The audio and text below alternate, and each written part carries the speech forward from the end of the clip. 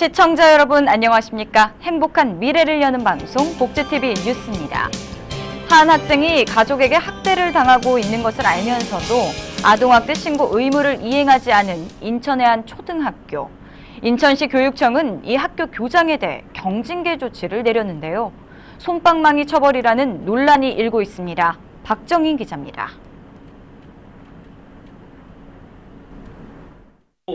인천의 한 초등학교 학생이 자신의 어머니로부터 학대를 당하는 정황을 포착했음에도 학교 교장은 이를 여러 차례 묵인한 것으로 드러나 논란이 되고 있습니다. 하지만 이에 대해 인천시 교육청은 해당 교장과 관련 교사들에게 주의 등 가벼운 징계만을 내린 것으로 확인돼 공분을 사고 있습니다. 이에 인천장애인차별철폐연대는 지난 7일 인천시 교육청 앞에서 기자회견을 열고 장애 학생 학대를 방치한 교장을 경징계한 인천시 교육청을 규탄했습니다. 지난 5월 18일 A초등학교 특수교사 B씨는 자신이 담당하는 학생이 가정에서 학대를 당하고 있음을 인지하고 경찰에 신고하려 했지만 교장은 아동학대 신고가 가정을 파탄내는 것이라며 이들의 신고를 막았습니다. 그 뒤 특수교사가 계양경찰서에 신고를 했지만 학대 의심 학생이 스스로 넘어져서 다쳤다고 진술하면서 사건은 일단락됐고 이후 교장은 특수교사에게 경위서 작성을 요구하는 등 아동학대 신고 의무를 지키려 했던 특수교사에게 부당한 대우를 한 것으로 확인됐습니다. 아동학대 범죄의 처벌 등에 관한 특별법에서는 교사, 아동복지 전담 공무원, 의료인, 아동복지시설 종사자 등은 아동학대 범죄를 알게 되거나 그 의심이 되는 경우 아동보호전문기관 또는 수사기관에 의무적으로 신고해야 합니다. 이에 따라 인천시 교육청 감사관실은 교장 중징계, 교감 담임교사 특수교사 경고 처분을 결정, 처분 심의에 안건을 상정했지만 지난달 25일 열린 처분 심의회에서 교장 경징계, 교감 경고, 담임 특수교사 주의 처분으로 수정해 가결됐습니다. 이에 인천 장차연은 아동학대를 적극적으로 감시하고 보호해야 할 학교의 교장이 오히려 이를 방치한 것에 대해서는 교육청 차원의 중징계를 통해 학대를 방치한 교장을 엄벌하고 이후 이와 같은 일이 재발되지 않도록 하는 특단의 대책이 수립돼야 할 것이라고 촉구했습니다. 복지TV 뉴스 박정인입니다.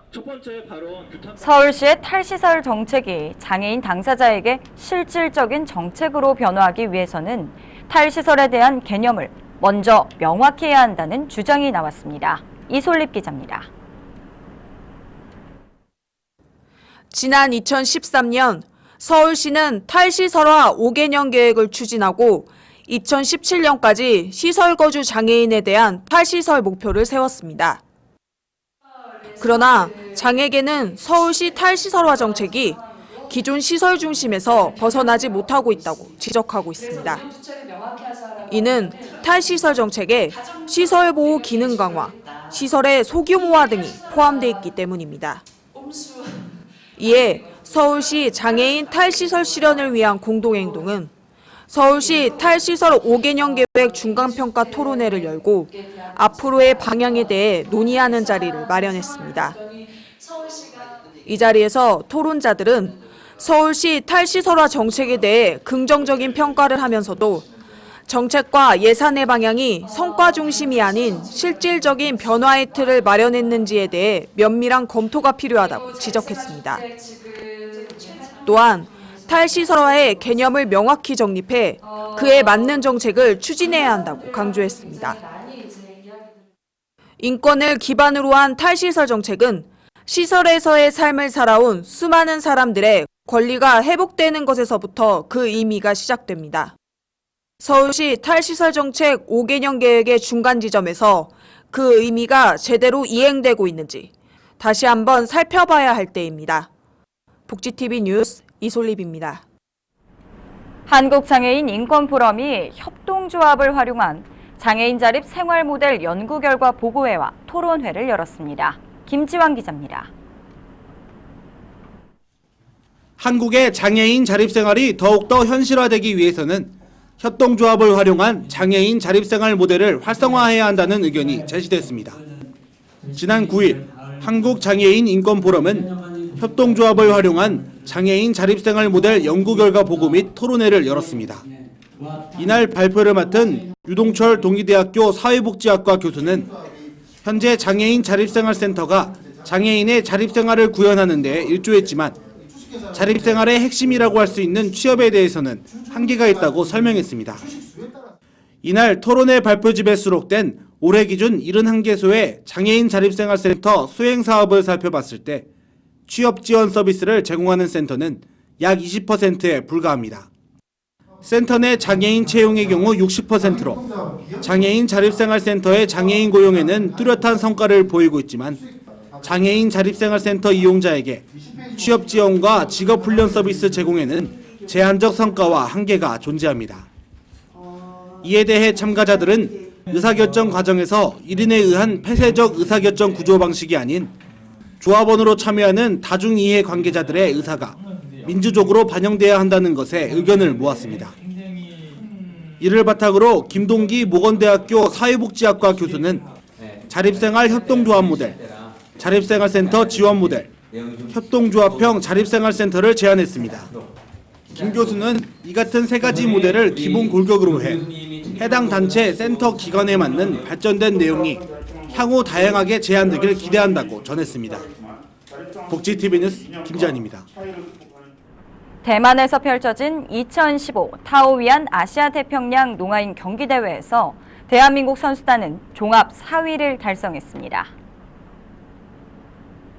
지난 11일 폐막한 이번 대회에서 한국은 금메달 5개와 은메달 12개, 동메달 11개를 목에 걸며 대만과 일본, 중국에 이어 종합 4위를 기록했습니다. 특히 한국은 볼링에서 총 15개의 메달을 따내며 참가 종목 중 가장 많은 메달 수를 기록했고 대회 마지막 날 축구 3, 4위전에서는 사우디아라비아를 상대로 연장전 승부차기 끝에 승리했습니다.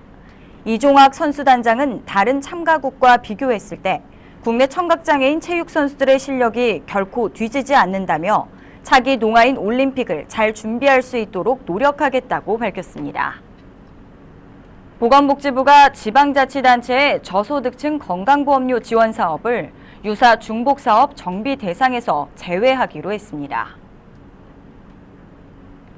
복지부 관계자는 지자체가 저소득층에 대해 건강보험이나 장기요양보험의 보험료를 지원하는 사업에 대해서는 굳이 정비를 추진하지 않기로 했다고 밝혔습니다.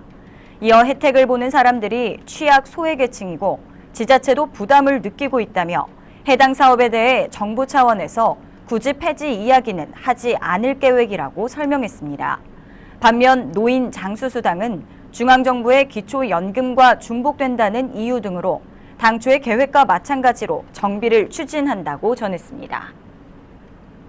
괜찮니?라는 말 한마디가 소중한 생명을 구할 수 있다는 사실 아시나요? 우리나라의 심각한 사회 문제인 자살. 좌절 속에서 최악의 선택을 하려는 이들에게 건네는 위로의 한마디는 엄청난 힘을 가지고 있다는데요. 김소영 기자입니다. 지난해 우리나라 자살률은 10만 명당 27.3명입니다. 2008년 이후 가장 낮은 자살률이지만 여전히 OECD 최고 수준인 우리나라. 개인의 문제를 넘어선 심각한 사회 문제인 자살. 어떻게 줄여나갈 수 있을까요? 지난 12일 우리가 있는 삶의 주제로 2015 자살 예방의 날 기념식이 열렸습니다. 이날은 지역사회에서 자살 위험에 노출된 사람들을 자살 예방 전문기관에 연결해주는 생명사랑 지킴이들의 활동을 장려하고 자살 예방을 위해 헌신적으로 노력해온 개인과 단체를 시상하고자 마련됐습니다. 그나마 불행 중 다행인 것은 2011년까지 가파르게 상승하던 자살률이 2012년 이후 감소하기 시작하여 지난해 10만 명당 27.3명으로 이러한 성과는 여기 계시는 여러분들이 현장에서 밤낮을 가리지 않고 자살 예방을 위해 애쓰신 노력 덕분입니다. 특히 이날은 생활 속에서 누구나 실천할 수 있는 괜찮니 체조를 선보였습니다. 괜찮니라는 관심과 사랑으로 이야기를 듣고 우리 주변을 살펴보고 안아주고 토닥이는 활동 속에 자살을 예방할 수 있다는 것입니다.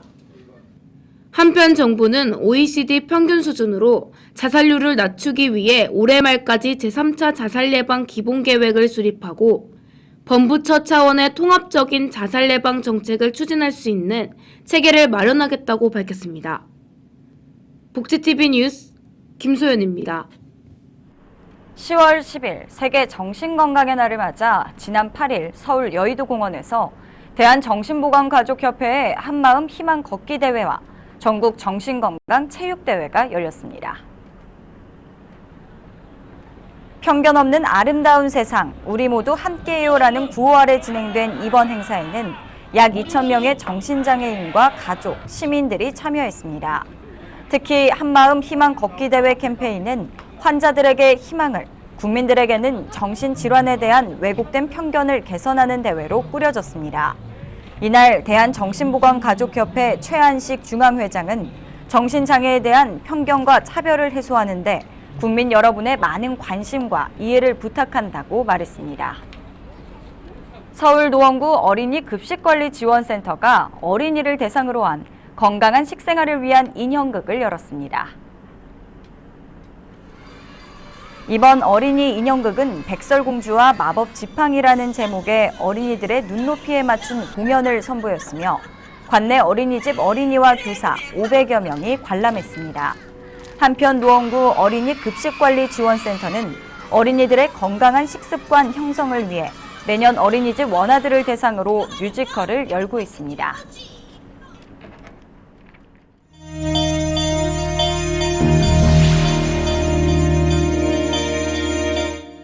이어서 간추린 뉴스를 전해드립니다. 성동장애인 종합복지관이 제4회 전국장애인 보장구 수리 기능대회를 열었습니다.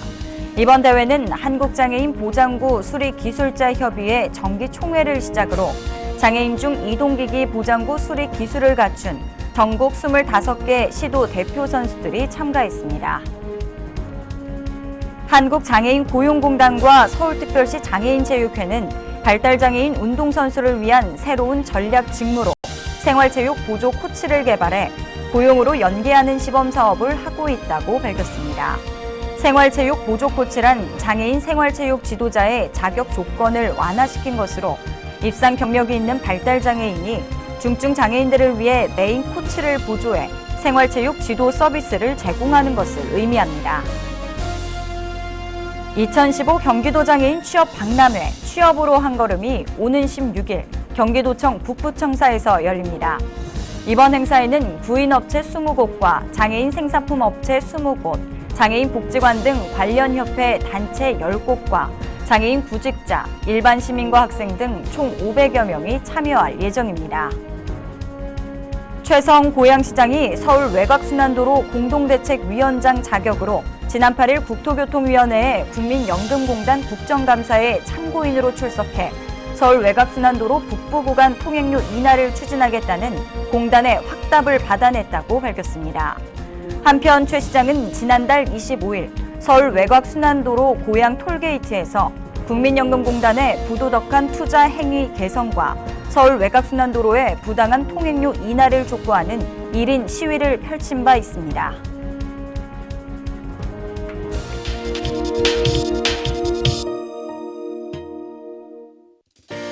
요즘 같은 가을철이면 우울증이 발생하기 쉽습니다. 계절의 흐름에 따라 일조량이 줄고 기온이 뚝 떨어지다 보니 우울증상과 무기력증이 자주 나타나기 때문인데요. 우울증을 예방하려면 시장을 산책하거나 탁구를 치는 것이 도움이 될 수 있다고 합니다. 그 이유를 건강해지는 팁에서 알려드립니다. 우울증을 예방하려면 집중해서 몰입할 수 있는 무엇인가를 하는 것이 좋습니다. 특히 평소 스트레스가 심하고 화가 자주 난다면 탁구나 테니스를 치는 것도 좋습니다. 공을 쳐내는 것 자체가 스트레스를 풀고 머리를 맑게 할 수 있습니다. 평상시에 자기를 괴롭히는 상사가 있다거나 스트레스가 있다면 그걸 그 공에 담아서 날려버릴 수 있는 좋은 운동이거든요. 우울한 기분이 자주 든다고 해서 모두 우울증은 아닙니다.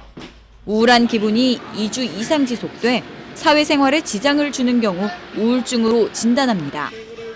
이 경우 시장처럼 활기가 넘치는 곳을 산책하는 것이 좋습니다. 우울증 환자분들의 상태는 자기 마음만 보고 있거든요. 자연을 느낄 수 있는 곳이나 사람들이 많은 백화점이나 시장을 산책하시라고 말씀을 드려요. 천천히 산책을 하면서 고개를 들어야 됩니다. 고개를 들어서 내 마음을 보고 있는 것이 아니라 장사를 하고 계신 분들 할머니, 아주머님들의 얼굴과 표정들을 관찰하시고 우울한 감정 속에 자신을 가두기보다는 더 많이 움직이고 새로운 흥미거리를 찾는 것. 시장을 둘러본 후 탁구한 게임 즐기는 여유야말로 우울증을 예방하고 치료하는 비결이라는 것 기억하세요. 전국 곳곳에서 풍성한 축제들이 이어지고 있는데요. 가족과 친구, 연인과 함께 즐거운 시간 가져보시는 것은 어떨까요? 행복한 미래를 여는 방송 복지TV 뉴스를 마칩니다. 시청해주신 여러분 고맙습니다.